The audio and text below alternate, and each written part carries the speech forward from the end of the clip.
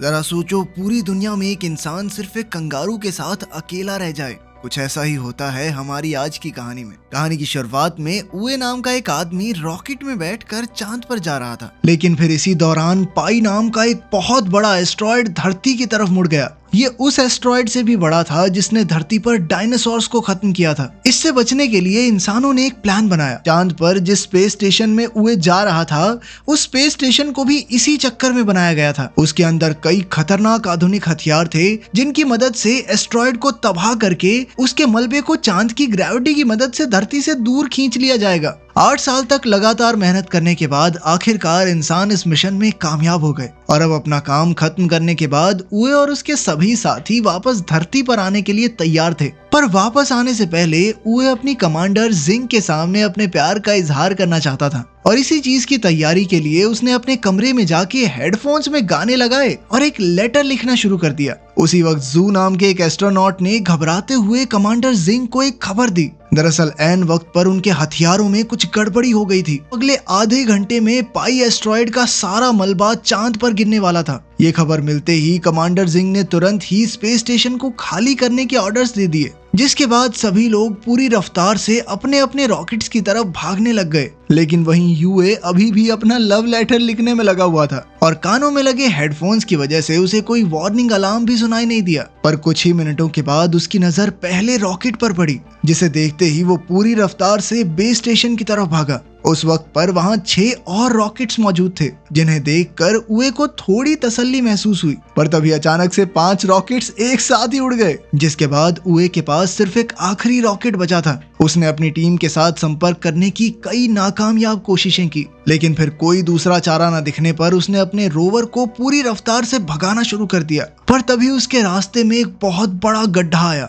और उसका रोवर सीधा जाकर उस गड्ढे में गिर गया। जब तक वो उस गड्ढे से बाहर आ पाता तब तक आखिरी रॉकेट भी उड़ गया और अब तक तो उस जगह पर एस्ट्रॉयड का मलबा गिरना शुरू हो गया था। जिससे बचने के लिए उए ने एक दूसरे गड्ढे में छुपने का सोचा, पर तभी मलबे का कुछ हिस्सा सीधा आकर उस गड्ढे में गिर गया, जिसके चलते उए थोड़ी देर के लिए बेहोश हो गया। पर जब उसे वापस होश आया तो उसका मानना था कि धरती से उसे ढूंढना ज्यादा मुश्किल नहीं होगा। पर तभी एक बहुत बड़ा एस्ट्रॉयड सीधा जाकर धरती से टकरा गया, जिस वजह से पूरी धरती तबाह हो गई। अगले 6 महीनों तक उए लगातार धरती से संपर्क करने की कोशिश में लगा रहा और अब भी कामयाबी ना मिलने पर उसने अपनी किस्मत को अपना लिया। खुशकिस्मती से उसके पास अपनी बची हुई जिंदगी बिताने के लिए खाना और पानी काफी मौजूद था। सभी शहीद हुए लोगों को श्रद्धांजलि देने के बाद उए ने अपनी सारी मनोकामनाएं पूरी करने का फैसला किया, जिसमें सबसे पहले नंबर पर कमांडर जिंग के कमरे में कुछ समय बिताना था। पर उसे जिंग के कमरे का पासवर्ड पता ही नहीं था और वहीं उसकी दूसरी ख्वाहिश थी चांद की सतह पर सर्फिंग करना।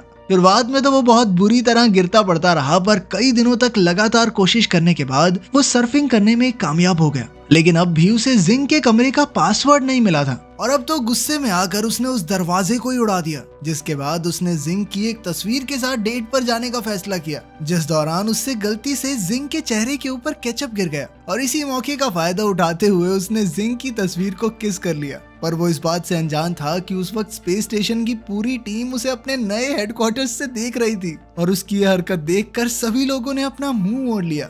और वहीं दूसरी तरफ जिंग ये देखकर पूरी तरह हैरान थी, पर नेटवर्क बिगड़ने की वजह से उस वक्त वो सिर्फ उए को देख ही सकते थे और क्योंकि उए किसी खतरनाक मुसीबत में नहीं लग रहा था, इसीलिए जिंग ने उए का रेस्क्यू मिशन कैंसिल करने का फैसला किया। पर तभी चेयरमैन यांग ने उन्हें बताया कि सरकार ने अगले 30 दिनों में उए की इस नई जिंदगी को दुनिया भर में दिखाने का फैसला किया। असल में एस्ट्रॉयड के धरती से टकराने के बाद 30% जमीन पानी में डूब चुकी थी, जिसके चलते सभी लोगों की जिंदगी पूरी तरह से बदल गई थी और अब सरकार उए के जरिए लोगों के अंदर एक नई उम्मीद जगाना चाहती थी कि देखो ये आदमी अकेला फंसा हुआ है फिर भी जिंदगी जी रहा है ना। लेकिन एस्ट्रोनॉट जू उए को इस काम के काबिल नहीं मानता था, जिस पर जिंग ने उसे बताया कि वो लोग उए की आवाज को डब करके दुनिया के सामने लाने वाले हैं ताकि वो अपनी मर्जी से उससे चीजें बुलवा सकें। इसके बाद जिंग ने रेडियो के जरिए दुनिया के सामने उए की एक झूठी कहानी रखी, जिसके मुताबिक उसने एक क्रू मेंबर को बचाने के लिए रॉकेट में अपनी सीट छोड़ दी थी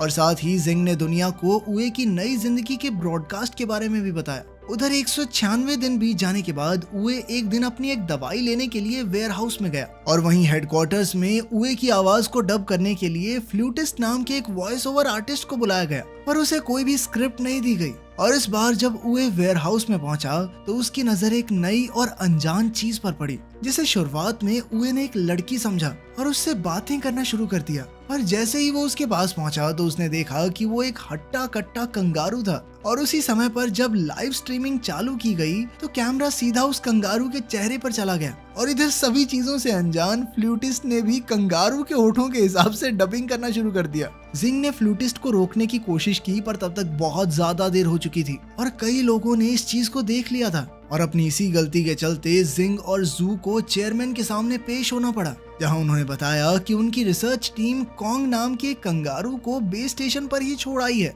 और वहीं दूसरी तरफ फ्लूटिस्ट कोई असली वॉइस ओवर आर्टिस्ट नहीं बल्कि सोशल मीडिया पर अलग अलग चीजों का वॉइस ओवर करने वाला एक इन्फ्लुएंसर था। और अपनी इस गलती के बाद जिंग ने फैसला किया कि वो लोग वीडियो की डबिंग करने के बजाय उसे एक कहानी की तरह सुनाएंगे। उधर स्पेसशिप में कॉन्ग को अपने पास बुलाने के लिए उए ने एक फीमेल कंगारू का रूप लिया, पर जैसे ही कॉन्ग को उसकी असलियत के बारे में पता चला तो उसने उए को पीटना शुरू कर दिया, जिसे देखकर फ्लूटिस्ट जोर जोर से हंसने लग गया। इसके बाद जिंग ने सारी गलती की जिम्मेदारी अपने सर ले ली और तभी उसे एक और खबर मिली कि स्पेसशिप में कॉन्ग और उए के बीच एक फाइटिंग मैच होने वाला था। इसके बाद सभी लोग बड़े ही ध्यान से उस मैच को देखने में लग गए, पर तभी कॉन्ग ने अपनी ताकत दिखाते हुए उए को पेट मार के बेहोश कर दिया। उसकी इस हालत को देखकर जिंग ने उए से बात करने की कोशिश की और जब होश आने पर उसने कम्युनिकेशन चैनल पर लाइंस देखी तो वो खुशी से रोने लग गया। किसी को सुन ना पाने के बावजूद भी उसे इस बात की खुशी थी कि धरती पर लोग जिंदा हैं। आपस में समझौता करने के बाद उन दोनों ने अपने रोवर में बैठकर एक टूटे हुए अपोलो 18 के पास जाने का फैसला किया ताकि वो उसका इस्तेमाल लूनर स्टेशन पर पहुंचने के लिए कर सकें, जहां पर एक रॉकेट मौजूद था जिसकी मदद से वो वापस धरती पर चले जाएंगे। इधर उए ने अपनी पूरी ताकत लूनर डॉग को ढूंढने में लगा दी जो उए की मदद कर सकता था। इसके बाद उए ने अपना पूरा ध्यान स्पेसक्राफ्ट को फिर से बनाने में लगा दिया, जिसे देखकर सभी लोग काफी हैरान थे। और जब जिंग ने उसकी फाइल चेक की तो उसे पता चला कि असल में वो एक फ्लाइट डायनामिक्स इंजीनियर था जो कि फिलहाल मेंटेनेंस डिपार्टमेंट में काम कर रहा था। अपने 282वें दिन उए ने बताया कि उनके टूटे हुए इंजन की वजह से उनके रोवर की एक वेट लिमिट थी, जिसके चलते उसे कॉन्ग को वहीं छोड़कर आगे बढ़ना पड़ेगा। पर फिर भी कॉन्ग उसे जबरदस्ती वापस अपने बेस पर ले आया। पर तभी उए को याद आया कि वो यहाँ मौजूद एक हथियार को प्रोटोटाइप इंजन की तरह इस्तेमाल कर सकते हैं, लेकिन इसमें काफी ज्यादा खतरा था। पर इसके बावजूद भी कॉन्ग उसका साथ देने के लिए तैयार था। उसकी ये बात सुनकर एस्ट्रोनॉट जू ने पूरी टीम को बताया कि ये काम हो जरूर सकता है, पर सूरज ढलने से पहले उसे बेस पर लाना काफी ज्यादा मुश्किल था, क्योंकि प्रोटोटाइप इंजन सोलर पावर से काम करता था और चांद का एक दिन धरती के 14 दिनों के बराबर होने के बावजूद भी अगर उए उसे लगातार ड्राइव करता रहा तो भी वो वहां तक नहीं पहुंच पाएगा। सबका मानना था कि ये काम नहीं हो सकता, पर सूरज ढलते ही उए ने उल्टी तरफ ड्राइव करना शुरू कर दिया। दरअसल वो सूरज की रोशनी से बाहर इसलिए नहीं जा सकता था क्योंकि चांद पर सूरज हटते इतनी ज्यादा ठंड हो जाती है कि वो मारा जाता। और ये देखते ही जिंग समझ गई कि उए लगातार सूरज का पीछा करने वाला है ताकि उसके पास पूरे 41 दिनों का समय हो जाए। पर 28वें दिन ही कॉन्ग और उए पूरी तरह से थक चुके थे और इसीलिए उन दोनों ने एक दूसरे को आपस में रस्सी से बांध लिया था। और कई दिनों तक लगातार ड्राइव करने के बाद वो लोग आखिरकार इंजन तक पहुंच ही गए। वहां पहुंचते ही कॉन्ग ने लगातार एक बटन को दबाना शुरू कर दिया, पर खुशकिस्मती से वो कोई उल जलूल बटन नहीं, बस इंजन चेक बटन था। और उसकी इन्हीं खतरनाक हरकतों की वजह से उए ने उसे काट के अंदर ही बंद कर दिया। इसके बाद वो दोनों वापस अपने बेस के लिए निकल गए, पर रास्ते में कॉन्ग का काट इंजन से अलग हो गया। और जब तक उए को इस चीज का एहसास हुआ तब तक काफी समय बीत चुका था। उए जानता था कि अगर वो कॉन्ग को लेने के लिए वापस गया तो सूरज की रोशनी उसके हाथ से निकल सकती है। उए ने एक बार तो कॉन्ग को वहीं छोड़कर आगे बढ़ने का फैसला किया और उसकी ये हरकत देखकर सभी लोग काफी हैरान थे। पर कुछ ही मिनटों बाद वो पूरी रफ्तार से वापस कॉन्ग की तरफ मुड़ गया और थोड़ी देर तक वापस चलने के बाद वो आखिरकार कॉन्ग तक पहुंच ही गया। पर अब सभी कैलकुलेशंस के बाद सबका मानना था कि वो लोग समय रहते वापस नहीं लौट पाएंगे। इसीलिए जिंग ने सभी लोगों को जल्द से जल्द लूनर डॉग को ढूंढने का आदेश दिया ताकि उसकी बैटरी की मदद से उए वापस अपने बेस तक पहुंच सके। इधर काफी समय से बिना सोए लगातार गाड़ी चलाने की वजह से उए और कॉन्ग दोनों ही काफी ज्यादा थक चुके थे। पर तभी सूरज ढलने की वजह से अब उनके पास सिर्फ 5 घंटे की बैटरी बची थी। पर तभी लूनर डॉग अचानक से एक्टिवेट हो गया पर पावर सेविंग मोड में होने की वजह से वो उन दोनों को नहीं ढूंढ सकता था। उधर बेस से 55 किलोमीटर दूर बैटरी खत्म होने की वजह से कैबिन पूरी तरह से जम चुका था और मजबूरन उए और कॉन्ग को शिप से बाहर आना पड़ा। उधर एस्ट्रोनॉट जू ने लूनर डॉग का कंट्रोल अपने हाथ में लेकर उसे उए तक पहुंचाने का फैसला किया, पर रास्ते में ही बैटरी खत्म होने की वजह से लूनर डॉग एक बहुत बड़े गड्ढे में गिर गया, जिसे देखकर धरती पर सभी लोग बहुत निराश थे। उधर उए और कॉन्ग तारों को देखते हुए आपस में बातें कर ही रहे थे कि तभी उए एक बार फिर से जिंग की यादों में खो गया और तभी थोड़ी देर बाद जब उसे होश आया तो उसने देखा कि कॉन्ग एक कांच की रिफ्लेक्शन का पीछा करते हुए इधर उधर भाग रहा था। इससे उए को एक आइडिया आया और उसने कॉन्ग की पीठ पर एक स्लेज बांध दिया, जिसके बाद उसकी सर्फिंग प्रैक्टिस बहुत काम आई।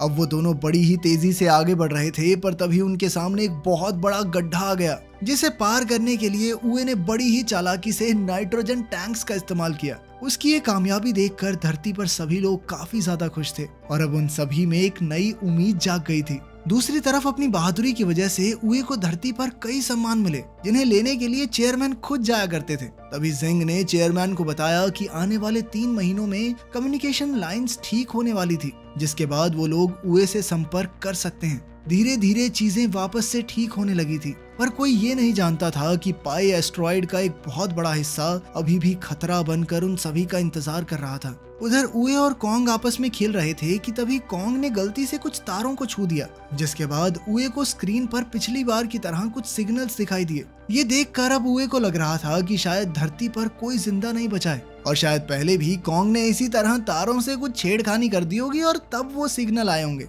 ये देखकर उए काफी ज्यादा उदास हो गया और उधर जिंग ने अपनी पूरी ताकत से कम्युनिकेशन लाइंस ठीक करने का काम शुरू करवा दिया। कुछ दिनों बाद उए ने कॉन्ग के लिए एक महिला कंगारू का खिलौना तैयार किया और खुद सब खत्म करने के लिए शिप से बाहर चला गया।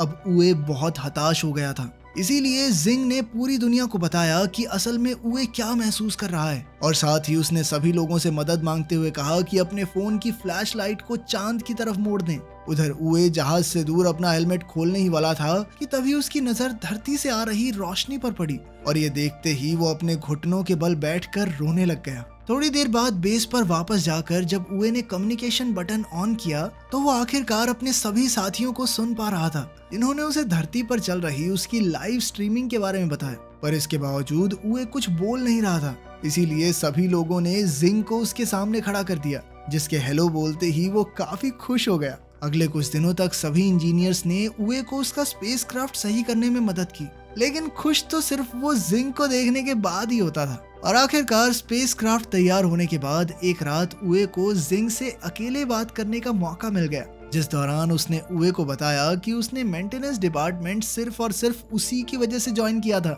असल में उए पहले इस डिपार्टमेंट में काम करने के लिए तैयार नहीं था, पर तभी उसकी नजर पास से गुजर रही जिंग पर पड़ी और जिंग को देखते ही उसे प्यार हो गया। अब उसने सोच लिया था कि भाई चांद पे तो मैं जाके रहूंगा, इस बंदी के साथ रहना है तो रहना है। जिसके बाद वो मेंटेनेंस डिपार्टमेंट में छोटा सा काम करने को भी तैयार हो गया।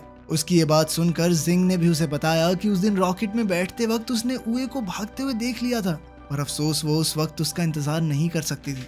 उनकी इस बातचीत की वजह से किसी का भी ध्यान धरती की तरफ बढ़ रहे एस्ट्रॉइड के ऊपर नहीं गया। अगले दिन कॉन्ग और उए अपने घर वापस आने के लिए पूरी तरह तैयार थे और अपनी टीम की मदद से उन्होंने आखिरकार स्पेसक्राफ्ट को सही सलामत लॉन्च भी कर लिया, जिसे देखकर सभी लोग काफी ज्यादा खुश थे, क्योंकि उए और कॉन्ग चांद पर 923 दिन बिताने के बाद आखिरकार स्पेस स्टेशन में पहुंच गए थे। पर तभी जू ने एक अर्जेंट मीटिंग बुलाकर सभी को पाई के उस बड़े हिस्से के बारे में बताया जो तेजी से उनकी तरफ बढ़ रहा था। और वहीं चेयरमैन का मानना था कि सिर्फ एक ही आदमी उन्हें इस खतरे से बचा सकता है, क्योंकि उसके जहाज का इंजन अपने आप में एक हथियार था। वो आदमी कोई और नहीं बल्कि उए ही था। ये सुनते ही जिंग ने कंट्रोल रूम में जाकर लाइव स्ट्रीमिंग को बंद कर दिया, जिसकी वजह से सभी लोग काफी हैरान थे। पर इससे पहले कि वो उए से बात करती, उसे पहले ही इस खतरे के बारे में पता चल गया था। असल में उसने हेडफोन्स के जरिए उनकी सारी बातें सुन ली थी और अब वो जानता था कि मिसाइल्स में इंजन्स ना होने की वजह से उसे खुद उन मिसाइल्स को एस्ट्रॉइड से टकराना पड़ेगा और मिसाइल के एक्टिवेट होने से पहले उसे अपने स्पेसक्राफ्ट में वापस भी आना होगा। इस मिशन में उसके जिंदा बचने के चांसेस बहुत ज्यादा कम थे, पर इसके बावजूद भी उए इस काम को करने के लिए तैयार हो गया, क्योंकि वो जानता था कि अब धरती को बचाने की जिम्मेदारी उसी के कंधों पर है। पर साथ ही उसने जिंग को कहा कि अगर वो मर गया तो अपने लिए किसी और को ढूंढ ले। क्योंकि वो उसे अकेले उदास जिंदगी बिताते हुए नहीं देखना चाहता। उए के हामी भरते ही धरती पर सभी लोगों को अंडरग्राउंड बंकर्स में जाने के आदेश दे दिए गए। इसके बाद उए ने सबसे पहले कॉन्ग को उसकी सीट से बांध दिया ताकि वो सही सलामत धरती पर पहुंच सके, लेकिन कॉन्ग अपने दोस्त के साथ ही रुकना चाहता था। दोनों के अलग होते ही उए का सामना कई सारे पत्थरों से हुआ और उन्हीं में से एक पत्थर से टकराने के बाद उसका स्पेसक्राफ्ट गोल गोल घूमने लग गया, जिसे रोकने के लिए उए ने अपने कंपार्टमेंट को क्राफ्ट से अलग कर दिया। जिसके बाद मिसाइल्स तो एकदम ठीक थी, पर अब उनका इंजन अलग हो चुका था। तभी जिंग ने उसे बताया कि पाई का वो हिस्सा उसके करीब से होकर गुजरने वाला था और वो किसी भी हाल में उए की बलि नहीं चढ़ाना चाहती। पर यह बात सुनते ही उए ने उसे बताया कि उसे अभी सिर्फ धरती को बचाने के बारे में सोचना चाहिए और साथ ही उए ने अपने जहाज को एस्ट्रॉयड की तरफ मोड़कर लाइव स्ट्रीम को शुरू करने को कहा। इसके बाद उसने मिसाइल्स को डिटैच करते हुए सबके साथ के लिए उनका धन्यवाद किया। साथ ही उसने सबको बताया कि वो हमेशा सोचता था कि या तो आगे वाले मरेंगे या फिर पीछे वाले, बीच में काम करना एकदम सेफ है, लेकिन आज वो धरती और उस एस्ट्रॉयड के बीच में खड़ा हुआ था। इसके बाद वो जिंग का पसंदीदा गाना गाते हुए पूरी रफ्तार से एस्ट्रॉयड की तरफ बढ़ने लग गया, जिसे देखकर जिंग के साथ साथ सभी लोग रो रहे थे। उसके एस्ट्रॉयड के पास पहुंचते ही जिंग ने मिसाइल्स का बटन दबाने की नाकामयाब कोशिश की और उस वक्त उसके दिमाग में सिर्फ उए के साथ बिताए हुए कुछ पल ही घूम रहे थे। पर तभी उए ने उसे उसकी जिम्मेदारी याद दिलाते हुए बटन को दबाने को कहा, जिसके कुछ ही सेकंड बाद एक बहुत बड़ा धमाका हुआ और वो एस्ट्रॉयड छोटे छोटे टुकड़ों में बिखर गया। वो छोटे छोटे टुकड़े धरती से टकराते हुए तारों की तरह लग रहे थे, जिन्हें लाखों लोगों के साथ साथ कॉन्ग भी देख सकता था। तभी भीड़ में मौजूद एक लड़के ने अपनी छोटी बहन को बताया कि आज वो लोग अपने घर सिर्फ मून मैन की वजह से जा पाएंगे। अगले 10 सालों में सभी की मेहनत की वजह से धरती वापस सही हो चुकी थी